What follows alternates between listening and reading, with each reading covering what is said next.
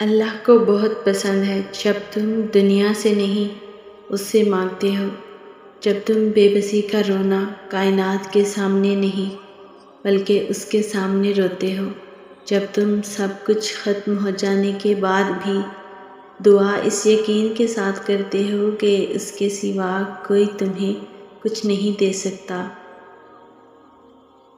کچھ لوگ اللہ کے در کے لیے ہی پیدا کیے جاتے ہیں، اللہ ان کو چن لیتا ہے، کبھی رلا کر، کبھی آزما کر، کبھی تکلیف دے کر وہ اپنے خاص بندوں کو دوسروں سے الگ کر دیتا ہے۔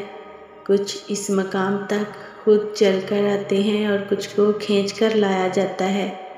وہ دیکھتا ہے تمہارے ہر چھپے آنسوں کو، پر اب تم خدا کی محبت سے باخبر ہی سہی، درد بھری آواز سے جب تم نے اللہ کو یاد کیا تھا، ان بہتے ہوئے آنسوں سے جب تم نے مسکرانا سیکھا، پلکوں کے پیچھے جب تم نے اپنی خواہش کو مارا، وہ ہچکیاں اور وہ سسکیاں جس کے بدلے تم کہاں کہاں کس موڑ پر گئے تھے، اور وہ وقت جب تم نے تنہائی کے ایک ایک لمحے کو برداشت کیا تھا، وہ سب معلوم ہے اللہ کو۔ راز محبت ہے کہ جس سے خدا نے ملاقات کرنی ہو اس کو پھر درد دے کر وقت تہجد جگا دیا جاتا ہے۔ جو چیز تم سے لے لی گئی ہے نا، ایک وقت ایسا بھی آئے گا کہ اس کی یاد تمہارے ذہن و دماغ سے مٹا دی جائے گی، اور عنقریب اللہ تمہیں وہ چیز عطا کرے گا جس کی تمہیں توقع بھی نہ تھی۔ ہر چیز اللہ کے ہاتھ میں ہے، اس کا بھروسہ رکھو اور مسکراتے رہو، کبھی بے سہارا نہیں رہو گے۔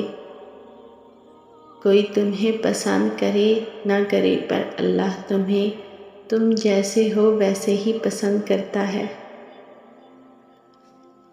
کوئی تمہیں محبت کے لیے چنے یا نہ چنے، لیکن اللہ تمہیں محبت کے لیے چن لیتا ہے۔ اب بتاؤ، کیا اللہ کی محبت کافی نہیں ہے تمہارے لیے؟ اس کی مسکراہٹ دکھائی نہیں دیتی، مگر محسوس کرو تو رگوں میں اس کی محبت کا رنگ خون کی مانند دوڑنے لگتا ہے۔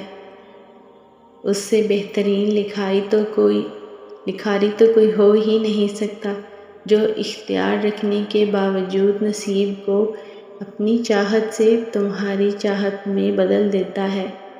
جیسے توبہ قبول ہو جائے تو یاد گناہ بھی ختم ہو جاتی ہے، بالکل ویسے ہی جب اللہ کو تمہارا صبر کرنا پسند آ جاتا ہے تو وہ ہر اس یاد کو تمہارے دل سے نکال دیتا ہے جو تمہیں بے چین رکھتی ہے۔